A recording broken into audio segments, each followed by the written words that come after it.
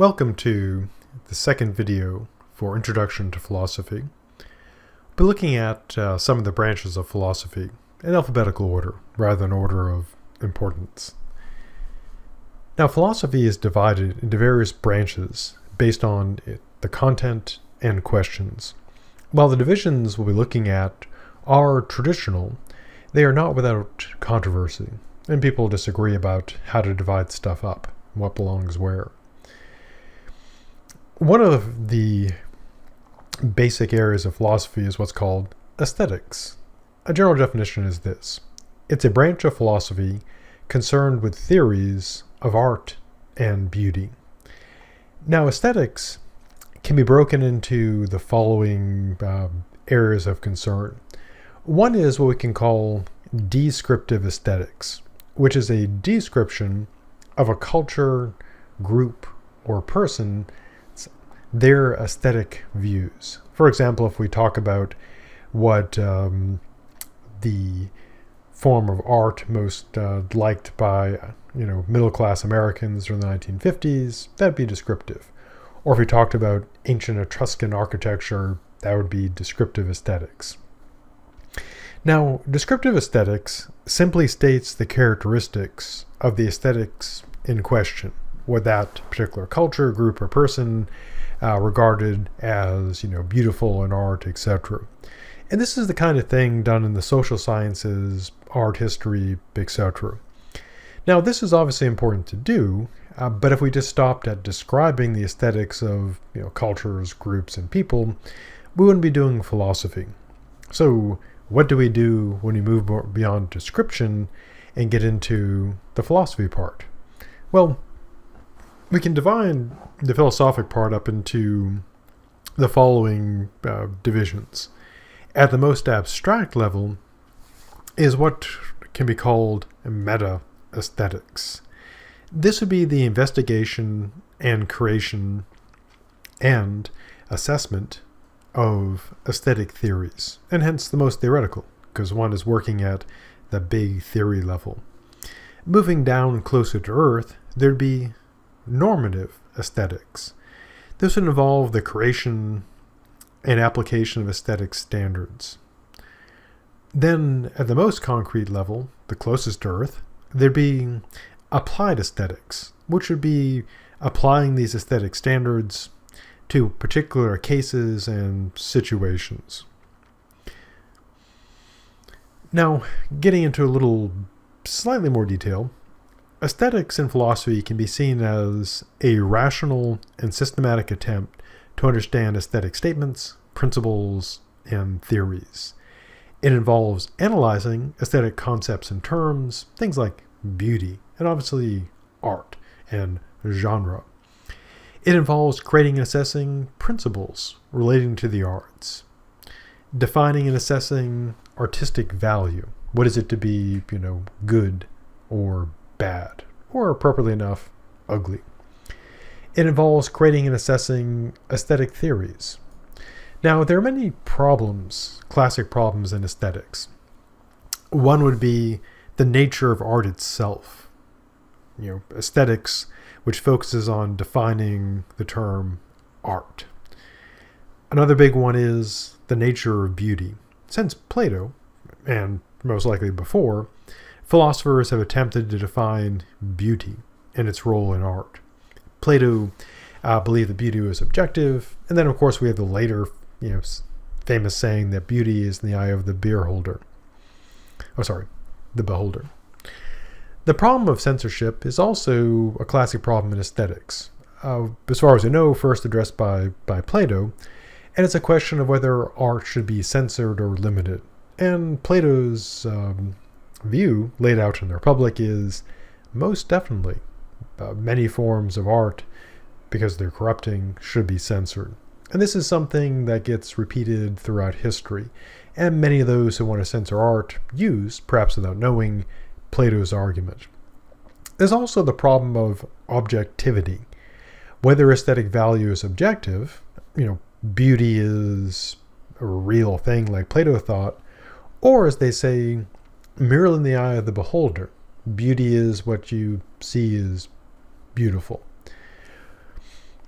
One example of this is the paradox of taste, discussed by our good dead friend David Hume, who weighs the following sort of classical problem. On one hand, tastes really cannot be disputed. If a person likes or dislikes something, they really can't be wrong about this. So think of a movie or song you think of as being awful. There are people who like it, and it's true that they like it. And for all of us, there's probably certainly something that you or I like that other people see as awful. So on one hand, taste cannot be disputed. On the other hand, we also believe that some aesthetic judgments are not only wrong, but obviously absurd, just terrible. Again, think of like really, really bad, just horrifyingly bad, movies, music, etc. And to think that such terrible things are good would seem to be wrong. And Hume tried to resolve that particular problem, which you can see more of in, of course, the aesthetics class. Now, there are many questions in aesthetics. The big one is, of course, what is art? There's also, what is beauty? Then there's the question, is beauty subjective or objective? And then a bunch of other questions. You could go on forever, but it would include such things as, should art be censored by the government? Should artists censor their own works for perhaps moral or practical things, in order to sell work to a particular audience? What makes one work of art better than another? How are genres, like science fiction, horror, suspense, rom-com, how are they defined? And do genres even matter? Is art important to society? Should it be important to society? Is art education important? What, if anything, makes art valuable? Can a forgery have the same value as real art? And what might distinguish what we would call real art from a forgery? If someone can forge a masterpiece that can be passed off as a Picasso or Rembrandt, would it not itself be a masterpiece? Should art serve political or social purposes? What is the distinction between pornography and art? People claim they know pornography when they see it, perhaps because they see a lot of it, but what separates the two? Is pornography merely naked people, and art including naked people but done like with paint or something? And so there is an interesting question there. Should historical films be historically accurate? Should they, do their homework, or should they focus more on the entertainment value? Should works of the past that would now be considered, say, racist or sexist, should they be, cleansed of their sexism and racism, rewritten, refilmed, re-edited? Should they simply be, kept from the eyes of people? And so there's a bunch of questions there. Now, people who do aesthetics, and art critics and artists, can be looked at in terms of an analogy to law, to see how it kind of fits in. People who do aesthetics, you can look at them as kind of like lawmakers. They create those aesthetic theories and standards, etc. And these are people, they need not be obviously professional philosophers. These are the people who, essentially, so to speak, make the rules of art and beauty and so on. Then, more concrete, there are the art critics, which need not be, professional critics, who write for like Rotten Tomatoes or, does anybody write for them? But, who writes for the New York Times, etc. We're all art critics. And in this role, we're like judges. And we're applying, either theories created by others or our own standards of judging works of art. Then the artist, of course, is like the criminal. They're the one on trial. They create the works of art. Now, of course, unlike hopefully in law, a person could be all three, having their own theory of art, judging their own works, and being the creator of those works.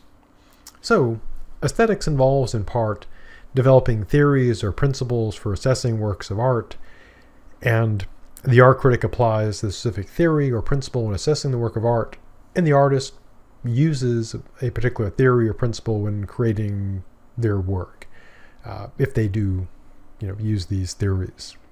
So that's aesthetics, essentially philosophy that's all about art and beauty.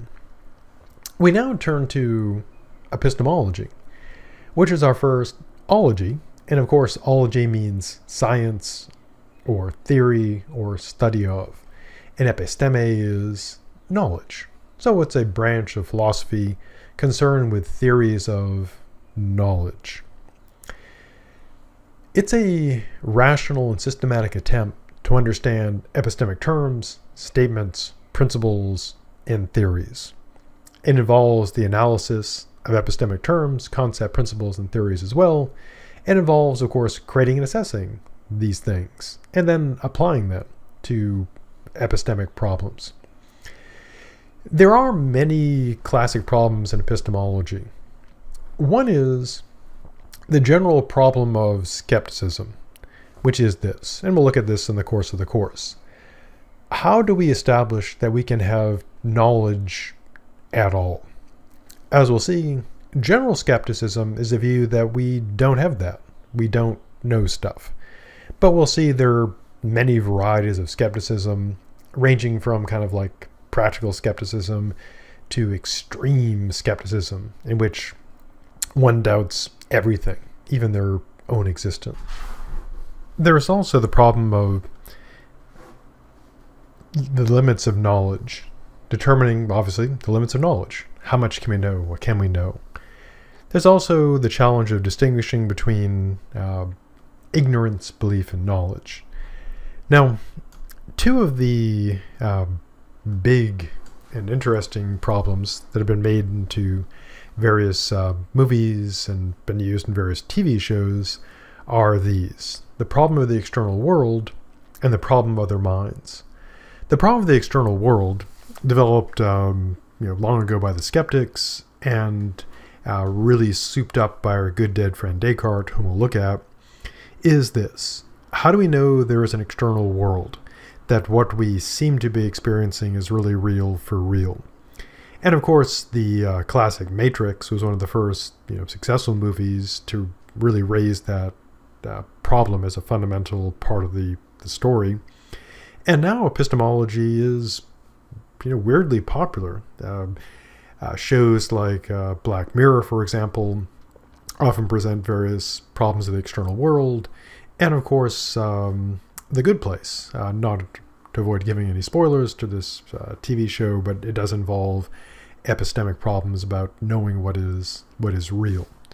And so one of the big classic problems, and thanks to movies like The Matrix, Inception, and shows like Black Mirror, it's a much more interesting problem. Because before, all we could do is say, hey, look at Descartes. And now we can go, or we used to be able to go back in the 90s, 99, The Matrix, or in Inception.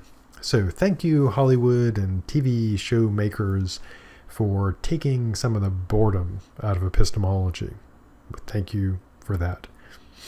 Another problem, which has been covered by philosophers for a very long time, but has been incorporated into popular entertainment, is what we call the problem of other minds. How do you know that other people or other things have minds? Now, philosophers have been addressing this for a long time.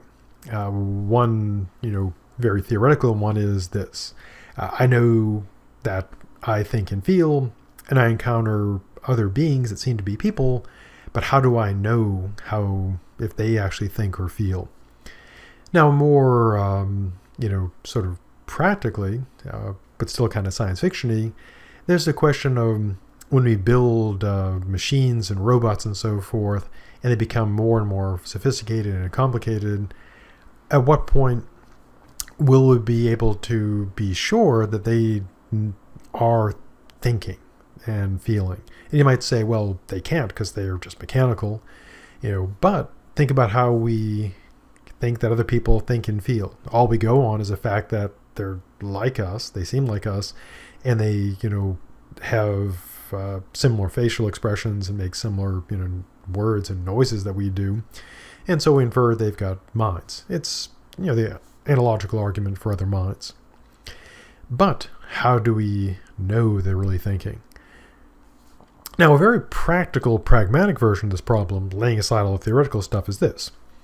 Looking at other people, how do you know when someone is telling you something that what is coming out of their mouth matches what they're really thinking? So, for example, if someone says to you they'll love you forever, are they telling the truth? If someone is telling you anything about how they feel or what they're saying, how do you know that what's coming out of their mouth matches what's really going on in their mind? And the skeptic would say, you don't. Now, getting back to kind of the technical stuff, there's also the problem of justification. What justifies having a belief? Is it that you have to have all these rational foundations for it, or can you just feel the truth and just know because, it's in your gut, like some sort of, I guess, burrito or something, a burrito of knowledge. Now, there's also, very theoretically, is the problem of justified true belief, known famously as the Gettier problem, which if you take the class in epistemology, you'll get to see. Gettier got kind of famous because, as we'll see, not with Gettier, but we'll look at, epistemology, knowledge has often been taken as a belief. You got to believe it, and it's got to be justified, and of course, to know it, it's got to be true. Gettier's claim to fame was that he, in a very short article, supposedly showed that you could have a belief that is justified and true, but you don't know. And people went, epistemologists went kind of nuts about that. So those are some of the problems. But what are some of the classic questions in epistemology? Well, it'd be stuff like this. What is knowledge? What can be known? How do we gain knowledge? How do we know there's an external world, really real for real? How do we know other people have minds? How do we know when robots were thinking or not thinking? How do we know if other people, when they say words, that they really do mean those words, that what's going out of their mouth matches what's in their head? How do we know if God exists? How do we distinguish dreaming from reality? How do we distinguish virtual reality from reality? What is an adequate justification for a belief? Are we morally obligated to examine our beliefs? It's the ethics of epistemology. What are the objects of knowledge? That is, what is it that we know? What is skepticism? Is it possible to refute the skeptic? And that concludes our look at epistemology, the study of knowledge. And next we'll move on to ethics and then more stuff.